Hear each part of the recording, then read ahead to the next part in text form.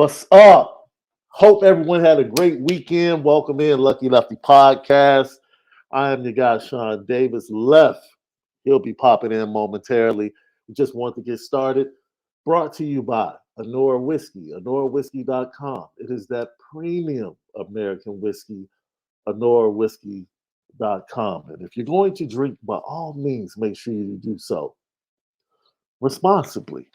Also, keep in mind, very important, Lucky Lefty in the fall will exclusively be housed at CFB Nation, along with other great shows. Rise and Draft with Brian Roberts, CFB All American, all of those guys. Great content concerning college football, along with the Lucky Lefty podcast. So, right now, grab your Android, your iPhone, laptop, whatever you get the audio edibles on each and every day.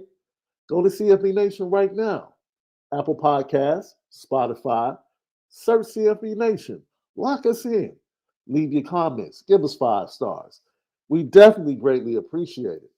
It's the home of the misguided passion. LL. We spin it different. Let's go. It's Monday. A lot to get to. You know, didn't I tell you guys that every time the Lakers are in a positive position, Left is on time. He's ready to start the show. Anytime the Lakers is done great, he's ready to start the show. But the moment the Lakers struggle or lose a game, Left is nowhere to be found when it's time to start the show. I told you, you got to watch Left. I know what's going on. And then he'll come on and say something like, man, little Left, I had to feed him, had to change his diaper at the last minute. Nah, that's not it. Nah, you don't want to talk about LeBron to start the show. I know what it is. You think I might forget. Remind him, LL Nation, in the chat when he hops on, that we're not letting it slide, that his boy might end up getting swept tonight. We're going to remind him of that. I would like to talk about how the Big Ten has fumbled one of the biggest TV deals in college football history. That's right, you heard it. A deal reportedly for over $1 billion with multiple networks has been fumbled.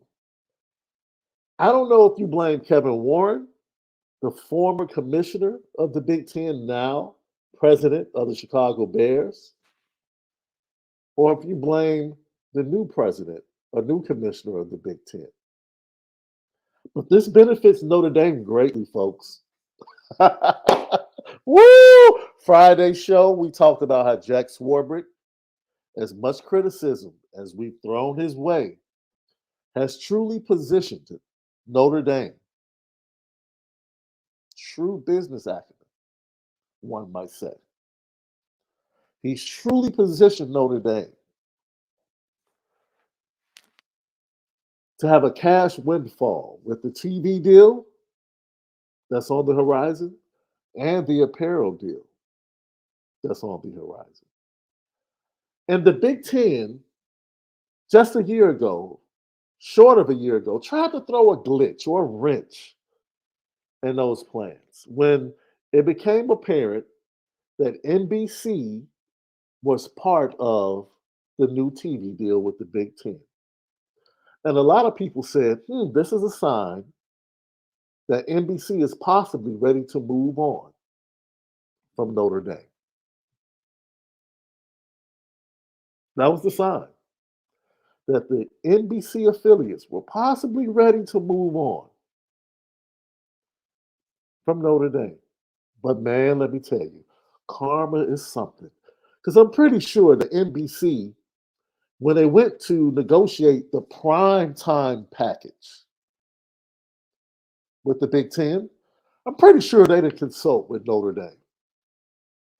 I'm pretty sure they didn't ask whether or not Notre Dame wanted games that were possibly big time games in the month of November, say like Clemson last year, to be bumped from prime time to a 3 o'clock start. But so many things have happened. And it seems like the house of cards, well, pun intended, has begun to fall on the Big Ten. And now it's up to Notre Dame and Jack Swarbrick as I rub my hands like Birdman. It's time for Notre Dame and Jack Swarbrick to pick up the pieces and cash out. Lucky Lefty podcast. Does coaching matter? Does coaching matter? As I watch these NBA playoffs, it is apparent to me that we might be watching another shift in a sport. It happens all the time. When Nick Saban came along and built Alabama, it shifted college football. It was a huge shift, and it forced teams to change things dramatically, especially from a recruiting standpoint. But it shifted everything. And then along came Dabo Swinney. And he said to himself, if I can just get these 5-star quarterbacks different makers and surround them with a few playmakers, decent offensive line, dominant defense, I can form a culture that can compete with the Georgias and Alabamas. And he gave hope to the likes of Michigan, the likes of Notre Dame, that when the Nick Saban shift happened, they were sitting back saying, I don't know what we can do. I don't know how we can compete. And then comes another shift. A shift of a Kirby Smart in Georgia that in the face of big time quarterbacks and the war between Alabama having these big time quarterbacks, Clemson having these big time quarterbacks, and via the transfer portal, LSU being able to jump in there and get their big time quarterback. Because it was all about the quarterback. The quarterback was the way to the national championship. Even Ohio State grabbed their quarterback in Justin Fields via the transfer portal. Even though Ohio State was more about culture. Yeah, they were more about culture. They had good quarterbacks, but they never had the Deshaun Watson, Trevor Lawrence, Tua level quarterback.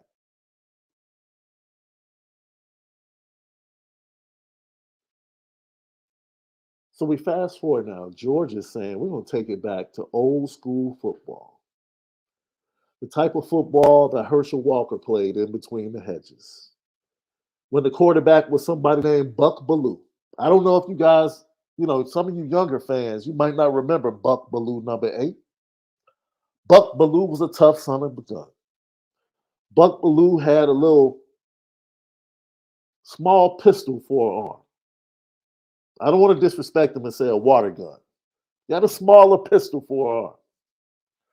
But Buck Bellew was tough, and Buck Bellew was a leader, and Buck Bellew could run that option, man. He could run that option, and he could lead that team. He could lead that Georgia offense. And RIP to Vince Dooley,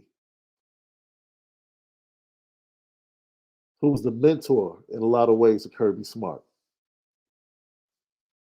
But somehow Kirby Smart has found a way to show college football, hey, all you need is a guy that can manage the game for you. It doesn't have to be a superstar. I don't have to spend time on a road going out there finding the best quarterback in the nation and fighting 20 teams for this 2 or 3 guys that are 5 stars in each recruiting class. No, let me just go ahead and find me a really good quarterback, decent enough arm, knows the system, knows who we are, and won't give the game away. And he's done it 2 years in a row with that guy. And some darn good defense and some really big offensive linemen and a run by committee running game. With some wide receivers that are talented, but I mean, there are no AJ Greens running around that Georgia offense the last 2 years. No. And then the guys that they have, like Burton, a year after, right after they win their first championship, he bolts to go play with Bryce Young in Alabama. So there's a shift taking place. There are always shifts taking place, right? And I think what we're seeing in the NBA from what we're watching is we're watching two teams, Miami, who's already had a culture, Denver, who established a culture and had patience, right? Let me explain patience, Notre Dame fans, because most of us might be a tad bit impatient after a 9-4 season. Culture is not established or does not yield the fruit overnight. You can lay the foundation, and even when you lay the foundation, man, you might run into some problems. You might see something as you dig to lay the foundation. And I think Marcus Freeman, as he was digging to lay the foundation for this football program in year one, I think Marcus Freeman saw some things that he didn't expect to see as he dug. He didn't expect to see certain problems from a talent standpoint. He didn't expect to see certain issues or have certain issues from a leadership standpoint. He didn't expect that the quarterback play would be far below what he expected it to be and from what he saw in spring practices. And midway through the season, he makes the decision that the foundation I wanted to lay, based upon what I thought I had, has to be totally different.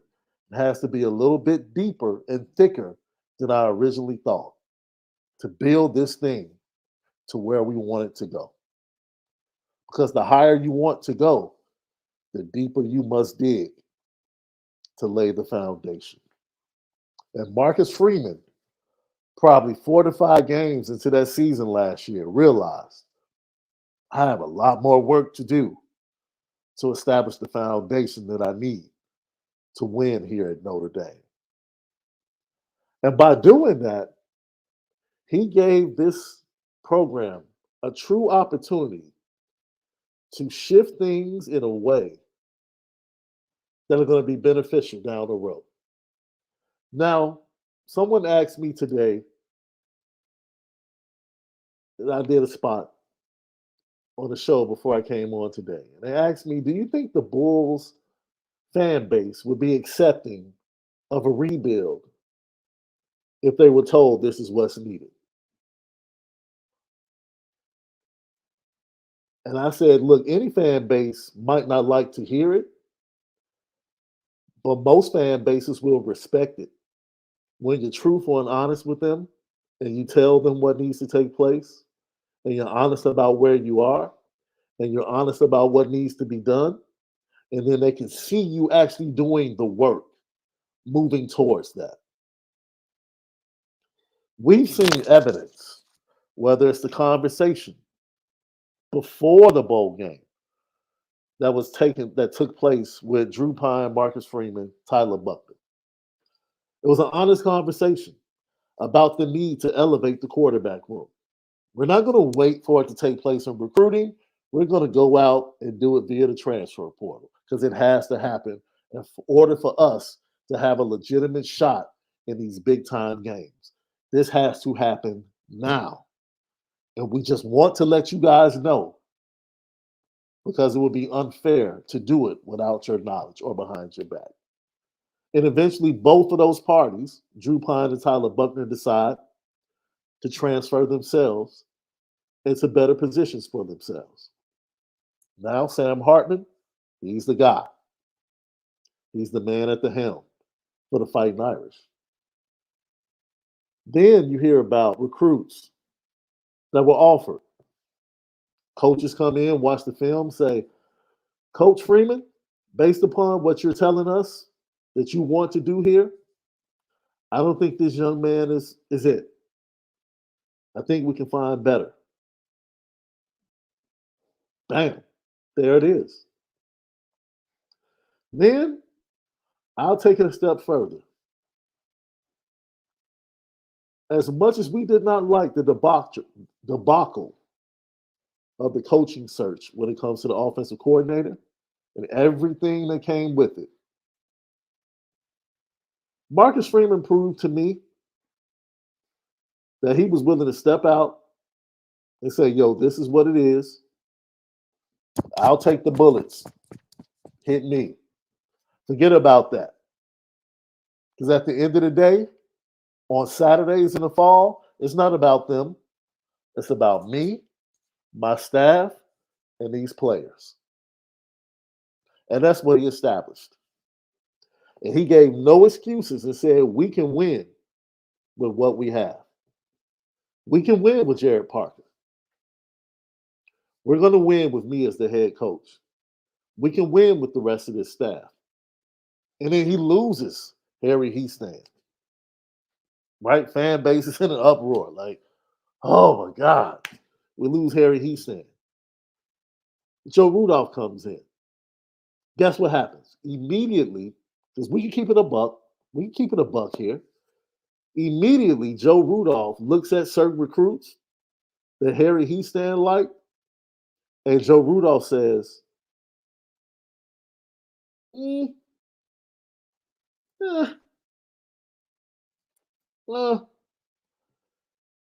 it's not me. I'm not saying the kid is not good. It's just not me. And Marcus Freeman says, okay, get your guys. And now we get a weekend in the month of June with the list of offensive linemen that they have coming in. That if Joe Rudolph solidifies and wins that weekend, it doesn't matter what Harry Heastand did in the past. You have to clap your hands and tip your cap because if Joe Rudolph is successful in June, the offensive line haul for Notre Dame, hey, I'll stack it up against last year. I most certainly will. I'll stack this Joe Rudolph class against this Harry Heastand class. And to be fair, you would have to say Joe Rudolph / Harry Heastand class because Harry Heastand did have a lot to do with establishing their original relationship with the Gerby Lamberts, the Peter Joneses, things of that nature. You say, well, Shaun, where are you going with this? LL question of the day. Just how patient are you as a Notre Dame fan? Just how patient are you as a Notre Dame fan?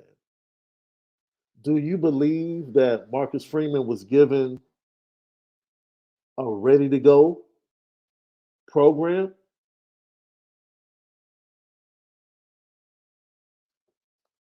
Is that your point of view that Marcus Freeman was given a program that had won 10 games, was ready to go win a championship?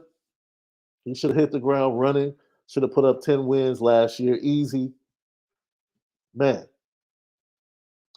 Or do you believe that there were fundamental issues in the foundation of the Notre Dame program, some cracks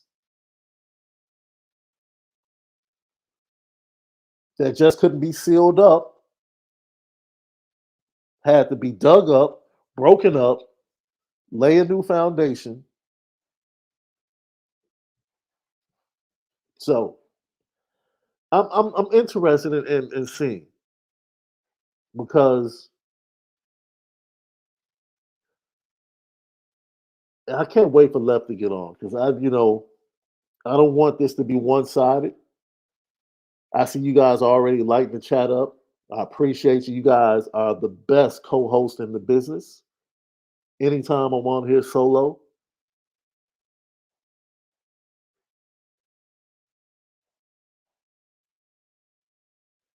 but I want to tell you this. I'm taking a step back And I can take a step back because I'm blessed. I'm truly blessed to have information coming from different directions concerning what's happening in the background and why certain decisions are being made and why decisions that might make Notre Dame fans have the quizzical face. Like, huh? What was that?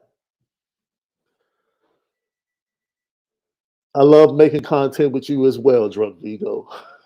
My God. But it's amazing that as I take a step back,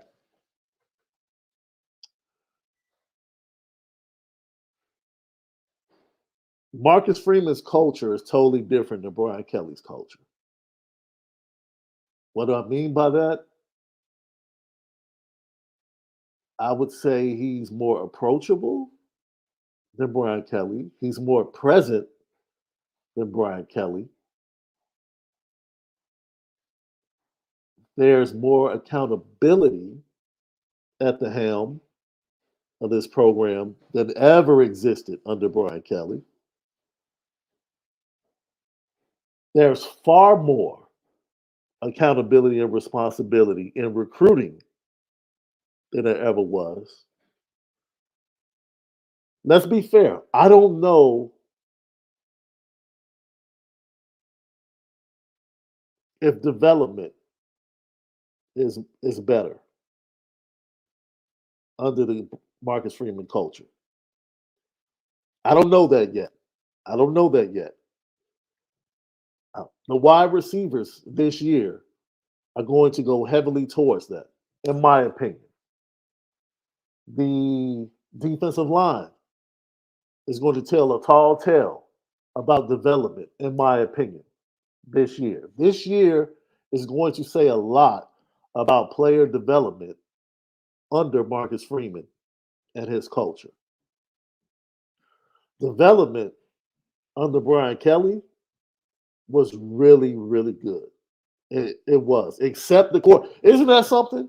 Wait a minute, because I had to stop myself. Like the offensive line developed great, tight ends developed great. I think even the running backs developed really well. Linebackers outside of the Mantis and the Jalen Smiths, Miles Moore, yeah, the linebackers, Drew Tranquil, the linebackers were okay. Linebacker, like every other area, really was okay as far as development under Brian Kelly. Everywhere. I mean, wide receiver, I can't say the development wasn't good, right? You just had guys like Miles Boykin. Dude, it took 3 years, but once he finally got on the field, he produced. Will Fuller, he produced. Kevin Austin, once he finally played, he produced. But why did it take so long, right? I don't think the wide receiver development was as good as other areas. But hey, no, they did not have release packages, Jason Smith. You're right about that, my brother. They did not have a plethora of release packages. But even with that, no, you have to tip your cap and give the nod to the Brian Kelly era for development. I think Brian Kelly developed because he did not put forth the effort in recruiting, which has been chronicled. We don't have to dig into that. He did put forth the effort and made sure that there was considerable effort put forth in player development that allowed the program to operate at a really good level and to be healthy for a long time. But I will say this, by time Brian Kelly left, the way he did things had Notre Dame in a much healthier position probably 3 years prior to his departure. Even though he did things the same way and they had the same success.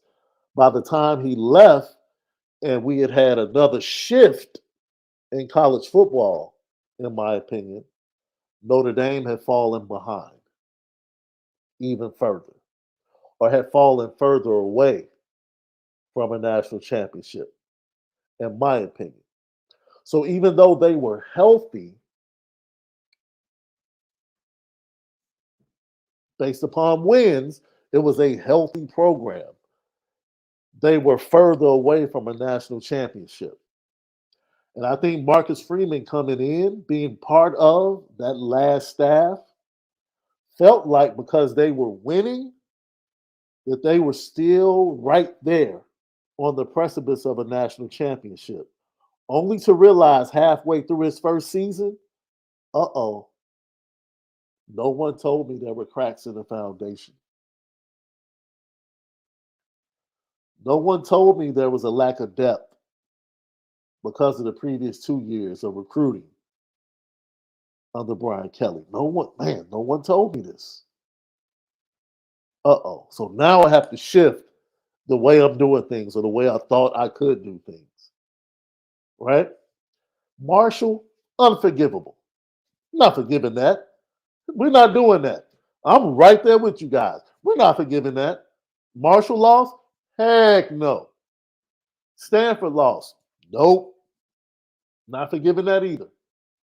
Nope. Second half against Navy? Not good enough. I don't care what the foundation was looking like. I don't care what popped up that was unexpected. Can't have it. No way. No way. But when you're trying to establish a new culture, lay a new foundation, and build on that foundation, man, it might take a little bit longer than most think. Now, I don't know about you. This is Shaun Davis. Shaun Davis does not expect a national championship this year.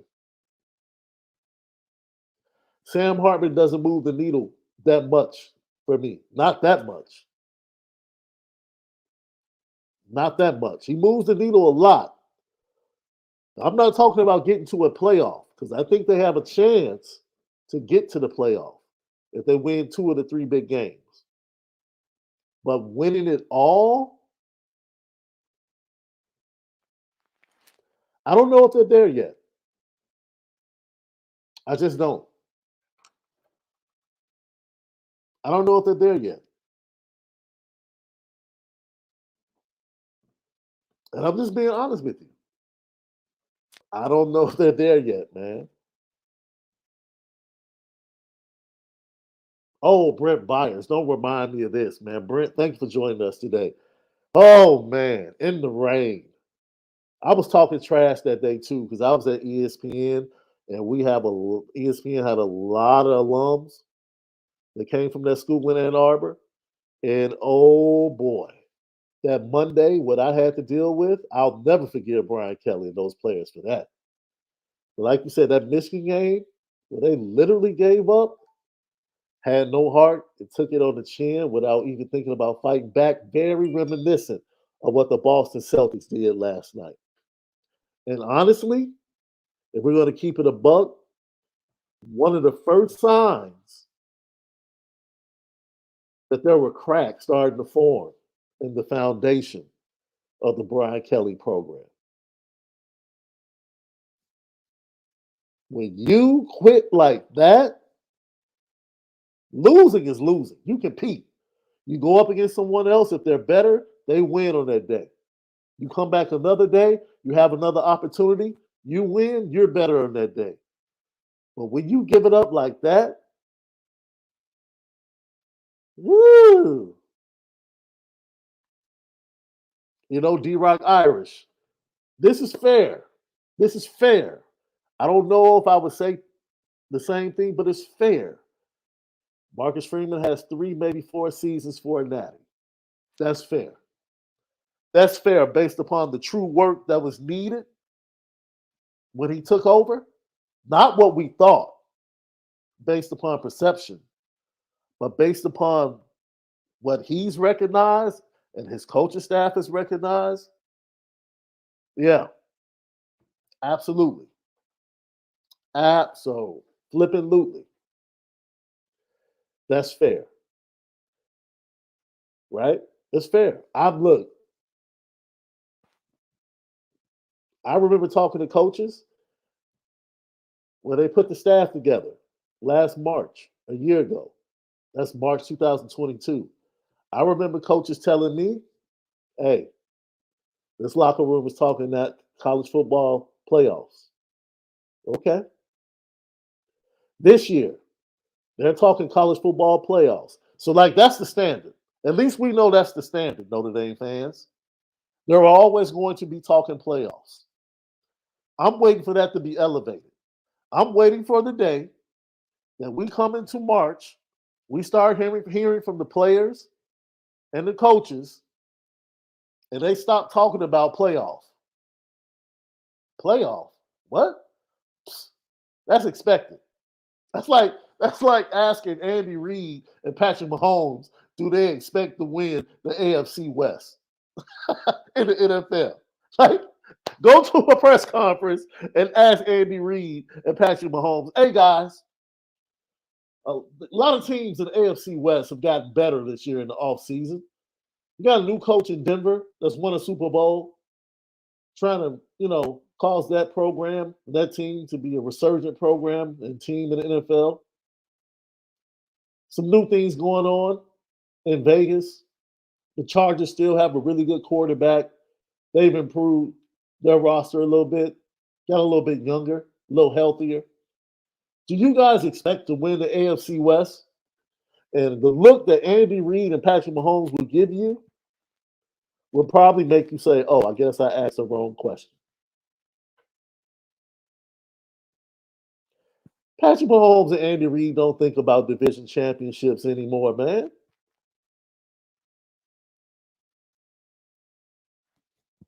Super Bowl. That's it. That's all they think about. Super Bowl.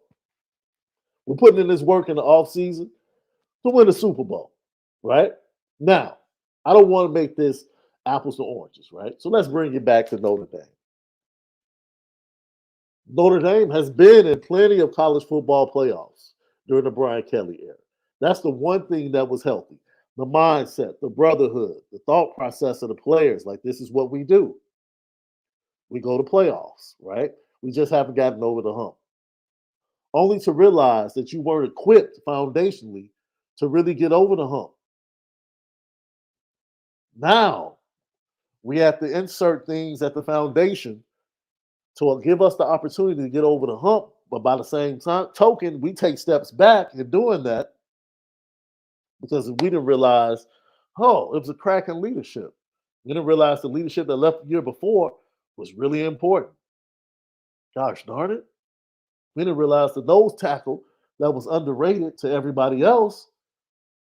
We didn't realize how important he was until he went to the NFL and became a player for the Houston Texans.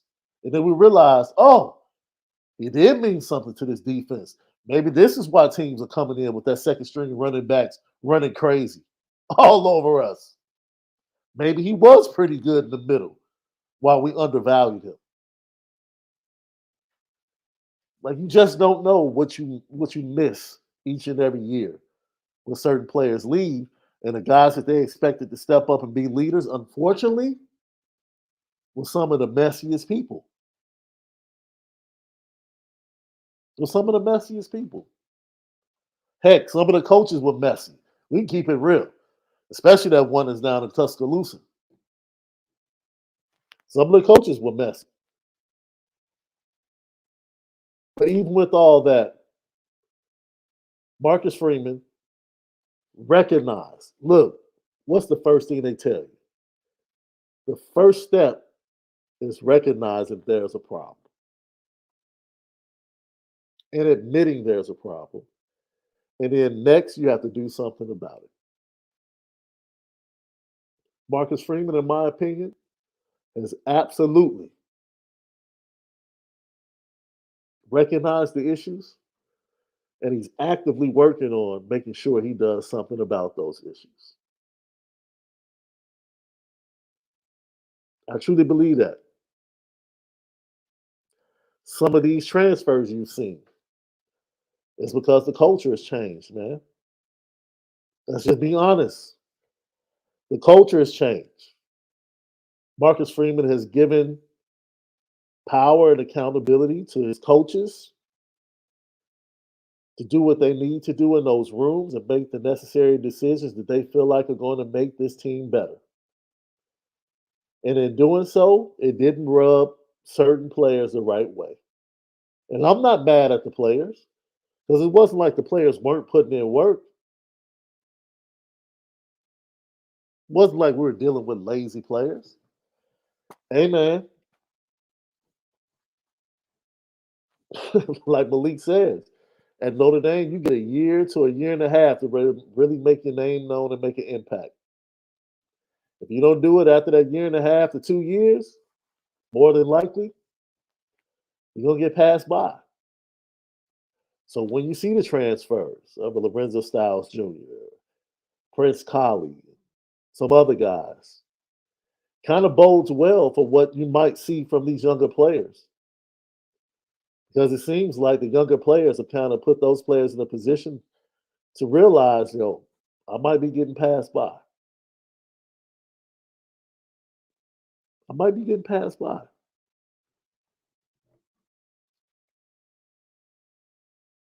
So what we've learned, especially from watching the playoffs in the NBA, is that you have to be patient, man. Right? Unless you are at a place. And look, Notre Dame is not at a place. Notre Dame has to win. Notre Dame is at the table with 5 stars, right? And the biggest thing, you can say NIL. We can talk about NIL, this, that. The biggest thing keeping Notre Dame from securing commitments from 5-star athletes are the wins. Go beat Ohio State. Go beat Caleb Williams in USC. Dominate Clemson again. Prove it again. Because the Clemson win last year, it's not good enough. Go do it again. Get a win in the college football playoff. Step by step. Right? Step by step. Make progress. Show progress. Show these national recruits that things have changed. Show national recruits that this is not Brian Kelly's Notre Dame. Show them. You have their attention. Marcus Freeman has gotten you in the room. It's time to show these young men all over this nation that this is a different Notre Dame. Now, you gave us, at the end of the season, you gave us a glimpse against Clemson. And it was a beautiful glimpse. Magnificent glimpse. Best game of the season. But we need more. Heck, we deserve more. I'm going to say that for Notre Dame fans. We deserve more. But at the end of the day, Notre Dame fans, just how patient are you willing to be with Marcus Freeman? Now knowing, well, based upon what we thought, which, like most of you said, man, Marcus Freeman took over a healthy program. And now, a year down the line or more, we come to find out there were talent issues. Wait a minute. The quarterback issues were worse than what we thought. Like, we knew we didn't have a top-notch quarterback, but we at least had Ian Book types. And it's worse than that? Oh, boy. Yeah. Leadership issues? Ugh. These are all things. These are all things that Notre Dame did not expect, nor did Marcus Freeman expect to deal with in year one. I can guarantee you that. And because of that, Notre Dame fans, we might have to rethink how we view what really happened last year.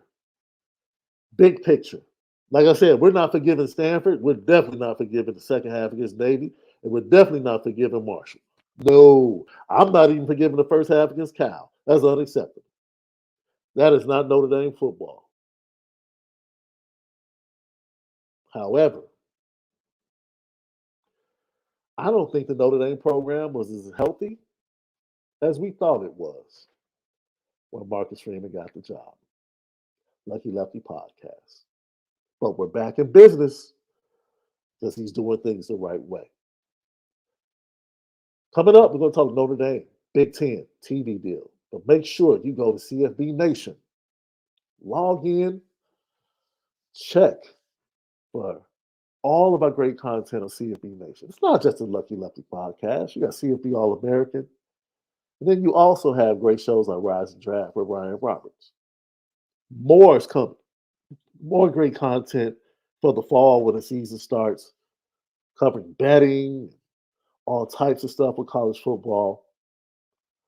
But we're exclusive on CFB Nation. So we need you guys to help us. Help us. I know Brian Driscoll's been talking about this on Irish Breakdown as well. Help us by going and following CFB Nation right now. Follow us on YouTube. Follow us on Apple Podcasts and Spotify as well. Lock us in. Support us the way you've supported us to this point, because we're here because of your support right now. We give you audio edibles each and every day. You already know we're here for the fans. We're the home of the misguided passion. It's the Lucky Lefty podcast. We spin it different. Why the Big Ten fumbled and Notre Dame is about to scoop and score. Lucky Lefty podcast.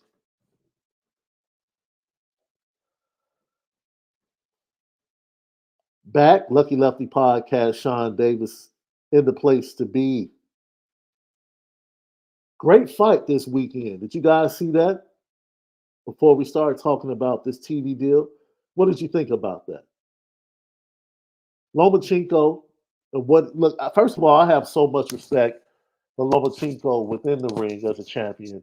But then when he left the sport in his prime to go and fight for his country, I gained so much respect for him as a man. And for him to come back, to build upon that and put on the performance that he put on against Devin Haney at the age of 35, man, salute, tip of the cap. You are indeed a champion. Even though you didn't leave as a unified champion, I tip my cap. Those of you that might think it was a highway robbery, I disagree. I had Lomachenko winning by 1 point. Oh, no, winning by one round, 115, 113.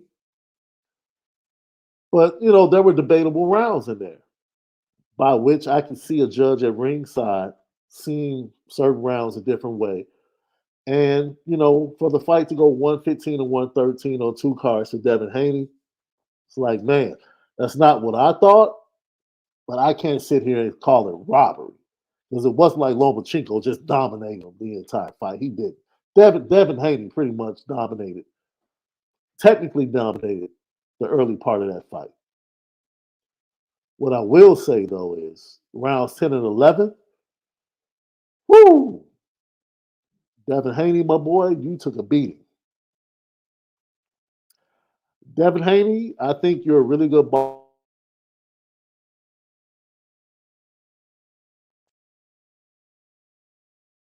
And I said this before. I don't know if it was Jay Henry. I said this before. People were like, "What are you saying?" And I was like, "Man, Devin Haney hasn't done anything, in my opinion." I said, "I'm not about to give him superstar status. He hasn't beat anybody, in my opinion." He went to the deep end with Lomachenko, and the fact that he responded in the 12th round showed me a lot about the young man. But Devin Haney is not Tank, and Devin Haney is not Shakur Stevenson. He's not. Those two are superstars. I don't think Devin Haney's a superstar. I think he's a star. I think he's a dang good boxer. I just don't think he's the level of Shakur Stevenson, and I definitely don't think he's the level of Tank. I just don't. And that's not nothing to sneeze at. I'm not putting him down. I enjoyed the fight. Good fight. His father is delusional, talking about there's no need for a rematch because the fight wasn't close. You're delusional. Hush. Just shut up. Take the W. Take a deep breath. You know what it is. You saw your son getting rattled and beat. You saw that in rounds 10 and 11. Come on, man. Lucky Lefty podcast. And then Shakur, you call him out in your previous fight. He comes to the ring after the fight. Sir, Bill Haney, and you and your son, you run. You run. He answers your call. You call him out. He comes to the fight. He steps in the ring post-fight, and then both of you run. And then Devin Haney turns to Shakur and says, I'm the one. Sign the contract. If you're the one, sign the contract. Let's go. By August, we should see both of you in the ring. My money, if I were a betting man, definitely wouldn't be on you, Devin Haney. That's all I'm saying. That's all I'm saying. And nights like Saturday is why the UFC probably will continue to dominate boxing, unfortunately.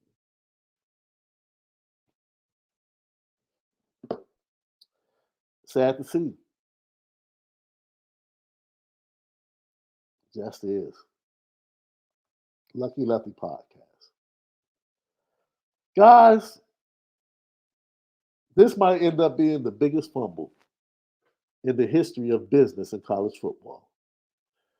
Story by Pete Thamel, ESPN. He brings it to us. And it's a story of what was once thought of as the biggest TV deal ever negotiated by Kevin Warren, then Big Ten commissioner, worth more than $7 billion. Think about that. Big Ten schools, their chancellors, their presidents, their coaches, standing there thinking, whew, we got $7 billion on the way. Only to find out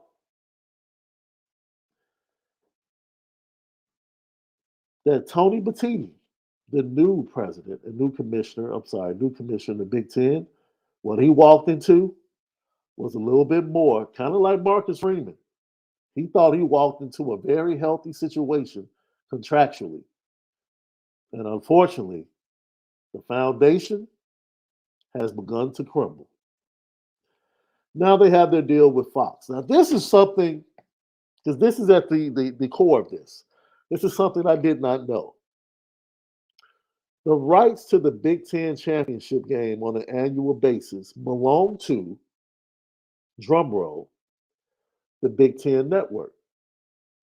I did not know that. I should have known that because it makes sense, but I did not know that. The Big Ten network has been selling the rights to Fox so Fox can carry it due to their building relationship.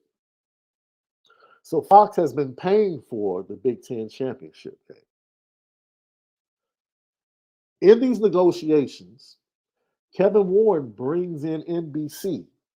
Now, Kevin Warren, who has a great relationship with Jack Swarbrick, really was hedging and trying to repair. This is my opinion. He was hedging, using his relationship. All right, he's also a graduate of the University of Notre Dame, using his relationship with Jack Swarbrick to kind of build or rebuild the relationship between Notre Dame and the Big Ten. He was attempting to make himself the olive branch. So by forming a deal or bringing in NBC, he also was trying to make things a little bit more lucrative for Notre Dame and his friend Jack Swarbrick. Because he didn't get like a full package. He got a prime time package that was based upon the months of November. Now, by rule, I didn't know this either. Historically, the Big Ten has given its schools the rights not to play night games in November for a lot of logistical reasons, right? With holidays coming up, finals, things of that nature, like play the games early. I always wondered, it never made sense to me why Michigan Ohio State was played at 11 o'clock Central Time. It just never, why are they playing this game at noon? This game should be at least a 3:30 start. That's what I've always thought. What are you talking? This is one of the biggest games every year. People are just getting up. Why are they playing this game so early, man? The schools in the Big Ten have the right in the months of November because of a lot of different things to set their own schedule, and most of those schools prefer not to play at night. Kevin Warren ignores that, makes this deal with NBC that's based upon the primetime games, especially in November. That was something that a lot of Big Ten presidents were unaware of until they really dug in to the nuts and bolts of this contract. Also, Kevin Warren in 2026 gave the rights of the Big Ten championship game to, drumroll, NBC in this negotiation. But he doesn't own it. The only people that can give NBC the rights are the Big Ten network. Kevin Warren, it wasn't, dude, the Big Ten championship game is not yours to give away. Fox has been buying the rights. Fox has been buying the rights from the Big Ten network. So how do you just tell NBC, oh yeah, we're going to give you the Big Ten championship game in 2026? Fox is upset. The Big Ten network is upset. Why? Because they weren't privy to this part of the negotiation. No one contacted the Big Ten network to say, hey, in order to make this deal a little bit more lucrative for NBC to come aboard, we need you to sell them the rights to the game in 2026. None of this was done. This is amazing, right? This is big time. Man, if you thought the Andy Ludwig contractual thing was hilarious, this story about Pete Thamel, man, I'm scary as a Bears fan now. Because now this man is over the new stadium and everything moving forward for the Chicago Bears. He's over everything. I'm supposed to trust him to solidify the funding for all of this after this debacle? Man. So now, Shaun, you said, man, what does this mean? Right? What does this mean? Well, what it means is Notre Dame is in the catbird seat. Because Notre Dame and the exclusive rights with NBC to negotiate, it's getting ready to come to a close. Under Armour and their exclusive rights are a thing of the past, right? And NBC thought they were going to have something in their back pocket when they came to the table with Notre Dame that they no longer have. So now, you wouldn't think that they would need Notre Dame or they would be willing to move away from Notre Dame with the new relationship with the Big Ten.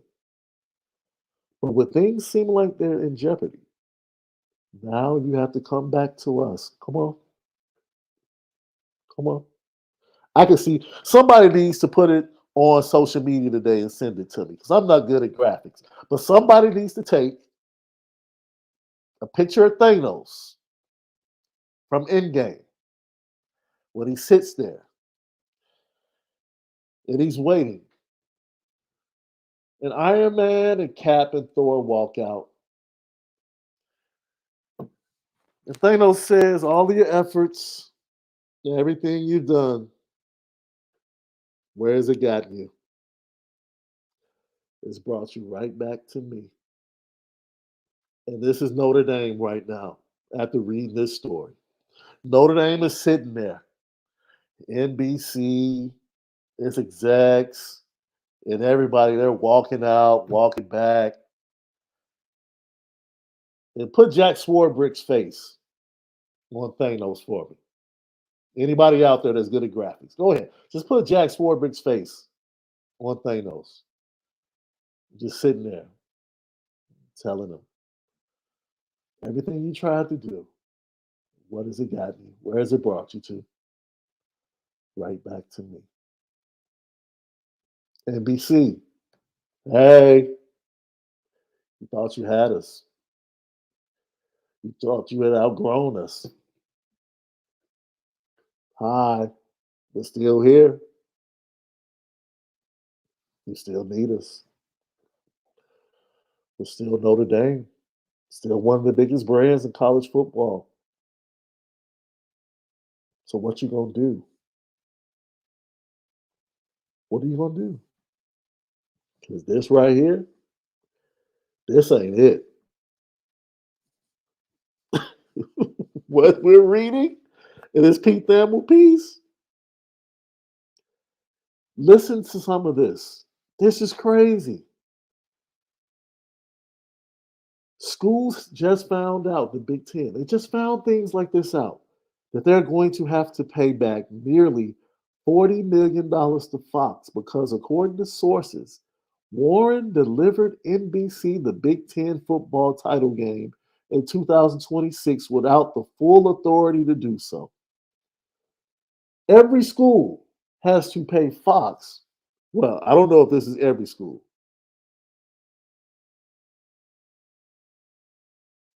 Collectively, they all have to pay back $40 million to Fox because Kevin Warren gave NBC something that he didn't have the authority to give. That's crazy. Also, they're going to have to pay $25 million total for a deal to pay Fox back for lost 2020 football games due to COVID. This came after an arrangement between Fox and the conference that was unable to muster the lost revenue from the COVID-19 season. So he made a deal to add extra revenue to make up for 2020 that has not been made up. And so now, since it's not been made up, there's a back end to pay, another $25 million. Oh, it gets better. There's tens of millions of dollars of value of the NBC primetime deal in flux, as Matiti has been racing to ensure it keeps as much of its original value as possible. Historically, in the Big Ten, after the first weekend in November, schools, this is what I was telling you guys, schools were not required to play night games for a myriad of reasons: health, recovery, campus logistics, among other things. These were known all across the league and known to Kevin Warren, and he ignored it. Multiple sources told ESPN that there has been pushback from a number of schools, including, Michigan, Ohio State, and Penn State, to play those late November night games. So if the big dogs ain't going, it ain't happening.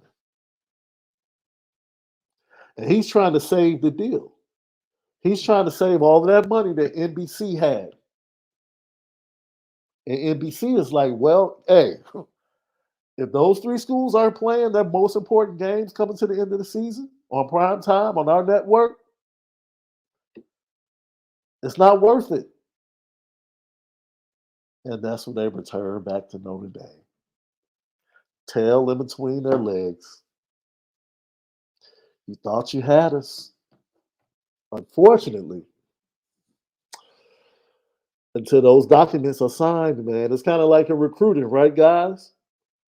Until there's a signature, an email, because I'm sure they don't fax the letter of intent anymore, right? Until there's an email with that signature, the recruiting is never done.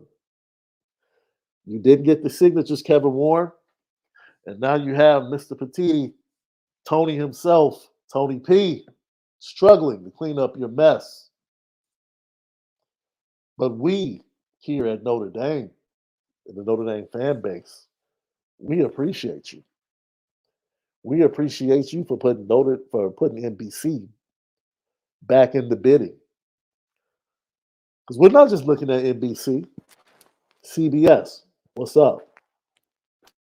How y'all doing? What's up? NBC, hey. Remember Killmonger when he first met his family? Hey, auntie. That's Notre Dame right now. They're like Killmonger. What's up? Hey, auntie. It's me. Let the bidding war begin. This money that Notre Dame's about to shovel in with this new TV deal. Look, I hear you, Irish fans. Let's say it collectively. Let's do the right thing with it. Jack Swarbrick, you can be a good steward and spend a little more. It's okay. Get the NIL collective right. Get it right. Fund your coaching staff. Pay them. Give them resources. If you have to build another building, do that. Can you do that for a brother? I feel like Lil Penny today. Man, can you do that for a brother? Can you help us out? Come on, man. Lucky Lefty Podcast. Had to do it solo today, but that's what we do.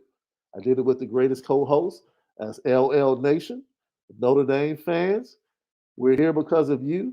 Once again, subscribe on YouTube. Smash that thumbs up button. It helps us out, man. It helps us out. Helps with the views. CFB Nation. Go lock in right now. This weekend, we had 2 shows. We had the best of with Cam McDaniel and Chris Fink, where they were recapping last season and forecasting the 2023 season. If you missed that, make sure you go and listen to it. It was a fabulous show.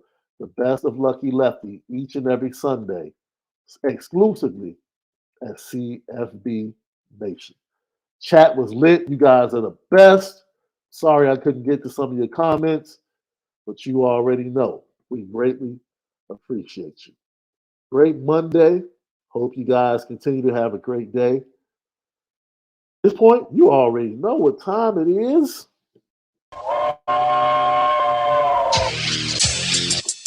Petticoat.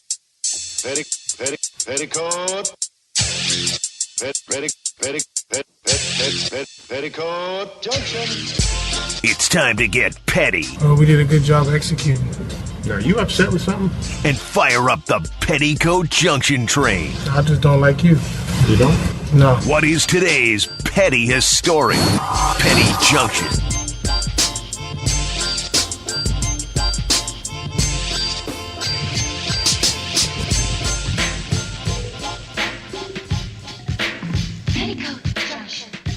Petty Junction, Petty Historia today brought to you by Onora Whiskey, OnoraWhiskey.com, that premium American whiskey, OnoraWhiskey.com. Everybody in the chat, I appreciate you guys, man. I appreciate you guys so much. Thank you for all the kind words about today's show. Man, we do it for you. First of all, I want to pay honor to Carmelo Anthony, but before we do that, Charles Barkley, you have to go on the Petty train for what you said yesterday during this interview. My little experience in the playoffs has always been the most difficult.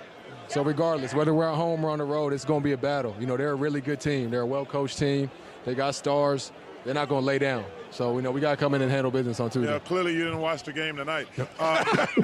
Yo, stop talking well coached and don't lay down. Lay down, go look at the tape again. Chuck, you're a wild boy. You're a wild boy. You're sitting there interviewing Vincent. He's trying to be nice and complimentary, as he should. No bulletin board material. And you just, man.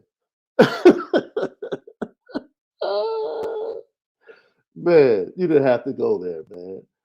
Guys, look, I want to share this story with you, man. It's always nice to just share some of my experiences, man. I'm blessed to be born to the family that I was born into, man, that introduced me to Notre Dame, and took me to my first Notre Dame game as an infant. I was like 2 years old on my grandfather's lap. Have an uncle who is retired, but for over 20 years, he was the head of security for the Denver Nuggets. And in that time, you know, when he would come to Chicago, he would always tell us, yo, I'm going to leave you some tickets at the game. But this one time, we happened to be traveling for ministry's sake to New Orleans. And that particular night that we arrived, New Orleans just happened to be playing Denver. So we contacted Unc. He said, yo, I'm going to leave you some tickets. He said, but I want you guys to wait because I'm going to come get you after the game. We wait. He comes, he gets us after the game, he takes us to the back. And he brings Carmelo Anthony over. Now, I just want to say this. I have two younger brothers. One is an Irish twin. He was born 10 and a half months after I was born. And he was born with Down syndrome.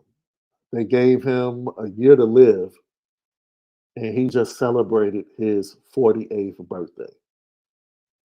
It's my guy. It's my ride or die, man. He's always been by my side as we grew up because I always wanted to protect him, you know, from people just being mean. And he was with us on the trip. And I'll never forget this, man. Carmelo Anthony walks up. He speaks to my dad. He speaks to me. And he immediately walks over to my brother. And he gives my brother a hug and he daps him. And Carmelo Anthony, with fans clamoring for his autograph, stands there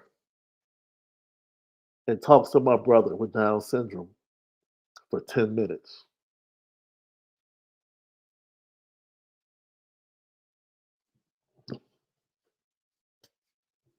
That was it.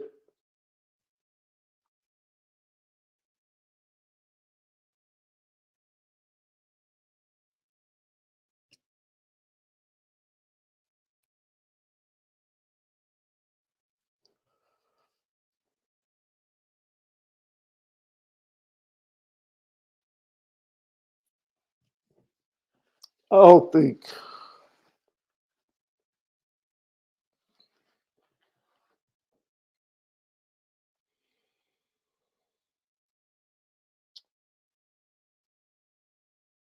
I don't give a darn about his marital issues, who he is as a basketball player.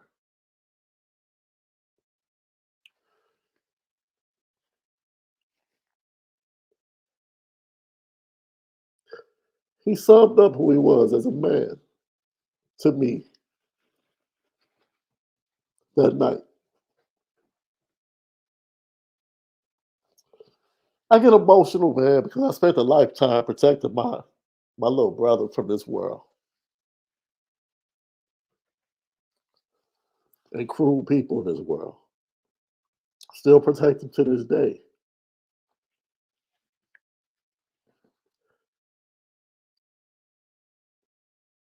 Yo, that's my story, man. I don't care what he does in life. He's a real G to me.